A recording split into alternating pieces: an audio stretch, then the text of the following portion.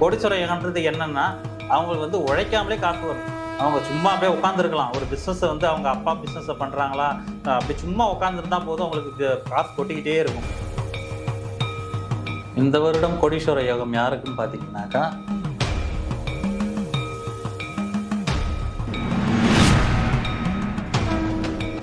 துளசி செடி இருக்கு இல்லைங்களா, அந்த துளசி செடியிலேருந்து ஒரு 2 இலையை எடுத்து பர்ஸில் வச்சுக்கலாம். வச்சுக்கிட்டு அதை நீங்கள் வந்து ஒரு வாரத்துக்கு ஒரு தடவை மாற்றிக்கிட்டே இருந்தீங்கன்னா,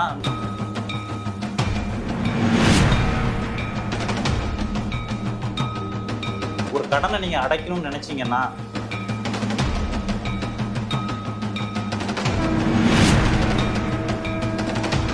இந்த வெந்தயத்தை நீங்கள் என்ன பண்ணுறீங்கன்னா, ஒரு முடிச்சா கட்டி ஒரு துணியில் நீங்கள் வந்து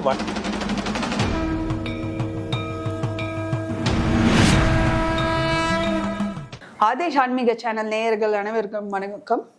இன்னைக்கு பார்த்தீங்கன்னா நம்ம கூட வந்து ஜோதிட ரத்னா ஆரி பாஸ்கர் அவர்கள் வந்திருக்காரு.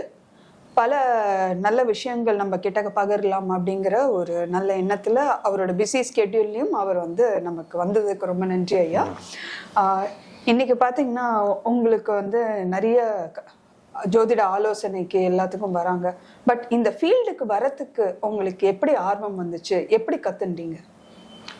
ஆக்சுவலாக நான் அந்த ஃபீல்டுக்கு வர்றதுக்கு காரணம்னா, ஜோதிடத்தில் ஒரு காலகட்டத்தில் எனக்கு நம்பிக்கை கிடையாது.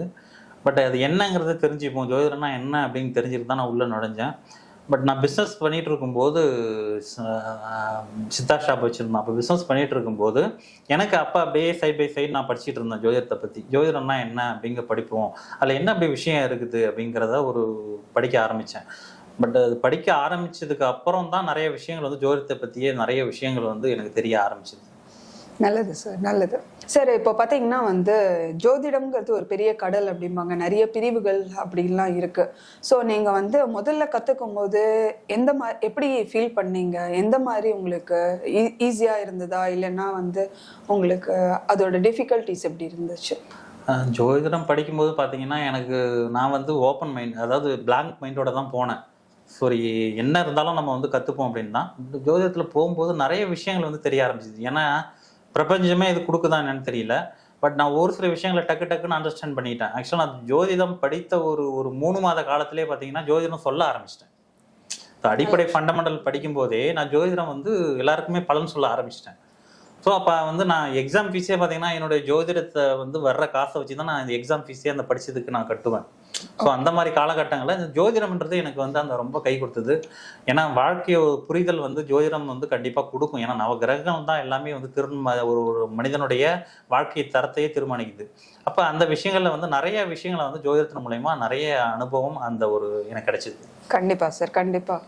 ஸோ இப்போ பார்த்தீங்கன்னா நம்ம நேயர்களுக்கு வந்து நிறைய சந்தேகங்கள் இருக்கு. அதுல ரொம்ப முக்கியமான சந்தேகம் முக்கால்வாசி எல்லாருக்குமே வருது என்னன்னு பார்த்தீங்கன்னா வந்து, நம்ம கஷ்டப்படுற நேரத்துல வந்து நமக்கெல்லாம் வந்து இந்த கோடீஸ்வரர் யோகம் இருக்கா இல்லையா, நம்ம ஜாதகத்துல அதுக்கான ஏதாவது அறிகுறி இருக்கா, நம்ம எப்பொழுதுமே இப்படியே கஷ்டப்பட்டுட்டு இருப்போமா, அதே சமயம் இல்ல நம்ம வந்து கண்டிப்பா வந்து நமக்குன்ட்டு ஒரு டைம் வரும் அப்படின்ட்டுலாம் வந்து நிறைய பேர் வந்து யோசிக்கிறாங்க.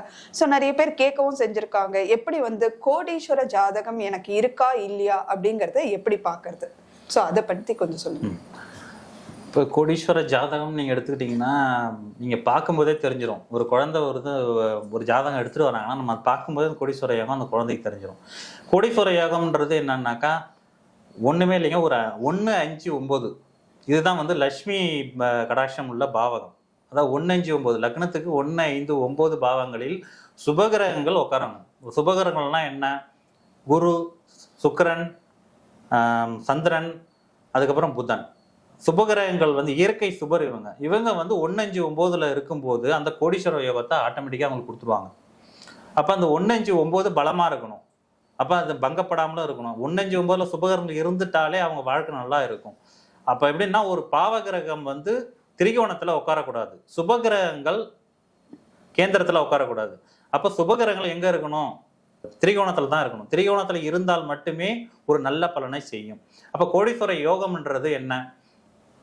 2லையோ 11லையோ 10ஆம் இடத்துலையோ இல்லை 7ஆம் இடத்துலையோ இந்த சம்பந்தப்படும் போது, இல்லை 4ஆம் இடம் சுகஸ்தானம், இந்த மாதிரி விஷயங்கள் இடங்கள் பாவங்கள்ல மாறி மாறி அமரும் போது அதனுடைய பலம் பெறுகிறது.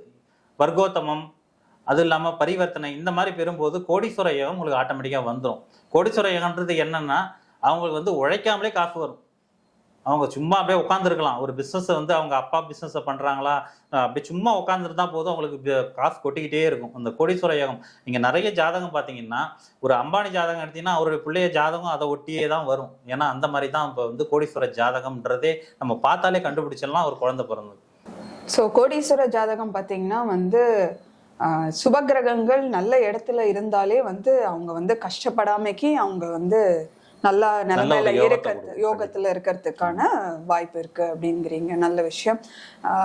அதே மாதிரி பாத்தீங்கன்னா வந்து இந்த வருஷம் வருடம் ஆரம்பிக்கும் போது வந்து இவங்களுக்கெல்லாம் கோடீஸ்வர யோகம் இருக்கு, இந்த ராசிக்காரர்களுக்கு கோடீஸ்வர யோகம் இருக்கு அப்படின்ட்டு நிறைய ஜோதிடர்கள் போடுறாங்க வீடியோலாம், அதே மாதிரி சொல்றாங்க. ஸோ அதை எப்படி கணிக்கிறீங்க? அதே சமயம் அதை எப்படி பார்க்கலாம்? இந்த வருடம் 2024 கோடீஸ்வர யோகம் எந்த ராசிக்கெல்லாம் இருக்கு? இந்த வருடம் கோடீஸ்வர யோகம் யாருக்குன்னு பார்த்தீங்கன்னாக்கா தனுசு ராசி. ஏன்னா ஆல்ரெடி அவங்க வந்து 7.5 சனிலேருந்து விலகிட்டாங்க. அதுக்கப்புறம் மிதுனம், அதுக்கப்புறம் பார்த்தீங்கன்னா மகரம் வந்து கோடீஸ்வர யோகத்தை நோக்கி போயிட்டு இருக்காங்க. ஏன்னா ஆல்ரெடி அவங்க பாத சனியில் இருக்காங்க. அப்போ ஆல்ரெடி இவங்க வந்து நல்ல ஒரு பொசிஷனில் தான் இருக்காங்க. நெக்ஸ்ட் இயர்லேருந்து பார்த்தீங்கன்னா அந்த யோகம் வந்து அவங்களுக்கு கை கொடுக்கும். ஸோ அதுக்கப்புறம் பார்த்தீங்கன்னா ரிஷபம். ஸோ இந்த ராசிக்காரர்களுக்கு கண்டிப்பாக கோடீஸ்வர யோகம் இருக்குது. ஸோ அதை நல்ல வழியில் அவங்க யூஸ் பண்ணிக்கணும். ஸோ எடுத்த காரியங்களில் கரெக்டாக இருங்க, வர்ற வாய்ப்புகளை விட்டுறாதீங்க. நல்ல விஷயம் சார், நல்ல விஷயம். ஸோ மிதுனம், ரிஷபம், அதே மாதிரி மகரம், தனுசு, இந்த 4 ராசிக்கும் கோடீஸ்வர யோகம் இந்த 2024 இருக்கு. வாழ்த்துக்கள். யாரெல்லாம் வியூவர்ஸ் நம்மளோட சேனல்ல பாக்குறீங்களோ அவங்களுக்கெல்லாம் கோடீஸ்வரர் ஆகிறதுக்கான வாய்ப்புகள் நிறைய இருக்கு, பயன்படுத்தி கொள்ளுங்கள். அதே மாதிரி பாத்தீங்கன்னா வந்து சில பேர் கஷ்டப்பட்டுட்டு இருக்கவங்களுக்கு வந்து பண வரவை எப்படி அதிகரிக்கலாம், அதுக்கான ஏதாவது பரிகாரங்கள், எளிய பரிகாரங்கள் அந்த மாதிரி ஏதாவது இருக்கா? பணவரவு அதிகரிக்கணும்னா முதல்ல வந்து உழைக்கணும். அது வந்து ஃபர்ஸ்ட் விஷயம். ஏன்னா உழைக்காம வந்து பணம் கிடைக்காது. நம்ம வீட்டிலே சும்மா உட்காந்தோம்னா பணம் வராது. ஸோ இன்னைக்கு நம்ம வந்து வருமானம் இருக்குன்னா ஒரு 500 1000 நம்மளால முடிஞ்சது. நம்ம வீட்டில் இருந்தாலும் அதுக்குண்டான வருமானம் என்னன்றதை நம்ம பார்க்கணும். ஸோ வீட்டிலே இருந்தால் பணம் வரும்னா வராது. நீங்கள் உழைப்பையும் கொடுத்து பணம் வர்றதுக்கான நிறைய பரிகாரங்கள், தாந்திரிக பரிகாரங்கள்லாம் இருக்குது. அப்போ என்ன பண்ணணும்னா நீங்கள் வீட்டில் வந்து பார்த்தீங்கன்னா துளசி செடி இருக்கு இல்லைங்களா, அந்த துளசி செடியிலேருந்து ஒரு 2 இலையை எடுத்து பர்ஸில் வச்சுக்கலாம். வச்சுக்கிட்டு அதை நீங்கள் வந்து ஒரு வாரத்துக்கு ஒரு தடவை மாற்றிக்கிட்டே இருந்தீங்கன்னா அந்த பணவரவு உங்களுக்கு இருக்கும், பணம் உங்கள் கையில் நிற்கும். ஸோ இது ஒரு தாந்திரிக பரிகாரம். அது இல்லாமல் பார்த்தீங்கன்னா நீங்கள் வெந்தயம் இருக்கு இல்லைங்களா, இந்த வெந்தயத்தை நீங்கள் என்ன பண்ணுறீங்கன்னா ஒரு முடிச்சா கட்டி ஒரு துணியில் நீங்கள் வந்து வடகிழக்கு மூலையில் அந்த வெந்தயத்தை வச்சுருங்க. வச்சுட்டிங்கன்னா அதனுடைய பவர் வந்து பார்த்தீங்கன்னா உங்களுக்கு வந்து பணத்தை இழுத்து கொடுக்கக்கூடிய ஒரு தன்மையை கொடுக்கும். அதெல்லாம் பார்த்தீங்கன்னா ஒரு 6 நெல்லிக்காய் எடுத்துக்கோங்க. 6 நெல்லிக்காவை எடுத்துக்கிட்டு அதை பீஸாக கட் பண்ணி அந்த தோலெல்லாம் எடுத்துட்டு வெறும் கொட்டையை வந்து நீங்கள் எடுத்து ஒரு துணி, அதாவது வெள்ளை துணியோ மஞ்சள் துணி எந்த துணியாக இருந்தாலும் ஒரு காட்டன் துணியில் கட்டி அதை வந்து நீங்கள் வடகிழக்கு மூலையில் ஒரு மேலே ஏதோ ஒரு ஆணியோ இல்லை ஏதோ ஒரு இடத்துல நீங்கள் வந்து அதை வந்து கட்டிட்டீங்கன்னா அது மூலயமா பண ஈர்ப்பு வரும். அதை வந்து நீங்கள் நல்ல வழியில் யூஸ் பண்ணிக்கலாம். அப்புறம் நீங்கள் சாதாரணமாக பண்ணுறது வீட்டுக்கு வெளியில் உப்பு வச்சு எலுமிச்சம்பழம் வைக்கிறது, இந்த மாதிரி விஷயங்கள்லாம் பண்ணும்போது கூடுதல் பலன் கிடைக்கும். நல்ல விஷயம் சார். ஸோ பண வரவுக்கான வழிகள் இதெல்லாமே ஈர்க்கிற சக்தி அப்படிங்கிறீங்க பண வரவுக்கு. நல்ல விஷயம். அதே மாதிரி கடன் தீரறதுக்கும் பரிகாரங்கள் இருக்கா? ஏன்னா நிறைய பேர் இப்போ வந்து இஎம்ஐ கடன் அந்த ஒரு சைக்கிள்ல மாட்டினாங்கன்னா ரொம்ப கஷ்டப்படுறாங்க. சோ அவங்களுக்கு எந்த மாதிரி எளிய பரிகாரங்கள் நீங்க சொல்றீங்க? அதாவது இது வந்து நம்ம கடன் பிரச்சனை இருக்குன்றதுக்காக நம்ம வந்து மேலும் மேலும் கடன் வாங்காமல் இருக்கணும். அது ஃபர்ஸ்ட் நீங்கள் அவாய்ட் பண்ணிக்கணும். ஏன்னா வந்து ஒரு கடன் இருக்குன்னா ஒரு செங்கல், இப்போ ஒரு செவுத்துல செங்கல் எடுக்கிறீங்கன்னா அதை மாற்றி எடுத்தீங்கன்னா அந்த ஹோல் இருந்துக்கிட்டே தான் இருக்கும். அப்போ கடன் இருந்துக்கிட்டே தான் இருக்கும். அப்போ நீங்கள் அதை என்ன பண்ணணும்னா ஃபர்ஸ்ட் அந்த கடன் அடைக்கிறதுக்கு ஈஸியான வழி, மேற்கொண்டு கடன் வாங்கக்கூடாது. அதுதான் வந்து நம்ம வந்து பண்ணணும். அப்போ அந்த கடனை அடைக்கிறதுக்கு என்ன பண்ணணும்? ஒரு கடனை நீங்கள் அடைக்கணும்னு நினச்சிங்கன்னா செவ்வாய்க்கிழமை அன்னைக்கு அந்த கடனை வந்து கொடுங்க. யார் கொடுத்தாலும் செவ்வாய்க்கிழமை அந்த காசை கொடுத்தீங்கன்னா உங்களுக்கு கடன் அடைஞ்சிரும். அப்போ என்ன, செவ்வாய்க்கிழமை செவ்வாய் ஓர இந்த மாதிரி விஷயங்கள்ல நீங்கள் ஒரு கடனை கொடுக்கும்போது அந்த கடன் ஈஸியாக அடைஞ்சிக்கிட்டே இருக்கும். ஸோ இது வந்து ஒரு தாந்திரிக பரிகாரம். நல்லது சார், நல்லது. ஸோ நேயர்களே, கோடீஸ்வர ஜாதகம் உங்களுக்கு இல்லைன்னா கூட வந்து இந்த மாதிரி பண வரவு ஈர்க்கறதுக்கான நிறைய பரிகாரங்கள், அதே மாதிரி கடனை தீர்க்கறதுக்கு எளிய பரிகாரங்கள், எது ஒன்று வந்தாலும் உடனே வந்து செவ்வாய்க்கிழமையில அந்த மாதிரி நீங்க வந்து கொடுத்து கூட உங்களோட கடன் தீர்க்கறதுக்கு உங்களுக்கு ஒரு பரிகாரமா வந்து ஐயா ரொம்ப நல்லா தெளிவா சொன்னாரு. இதுக்கு மேலேயும் உங்களுக்கு இது பத்தின நிறைய சந்தேகங்கள் ஏதாவது இருந்துச்சுன்னா கமெண்ட் செக்ஷன்ல கொடுங்க. ஐயா கிட்ட ஜோதிட ஆலோசனை எடுத்துக்கணும் அப்படின்னா மேல இருக்கிற அவரோட தொலைபேசி எண்ணை வந்து நீங்க தொடர்பு கொள்ளலாம். அவர் வந்து உங்களுக்கு வந்து கண்டிப்பாக ஆலோசனை பண்ணுவார்.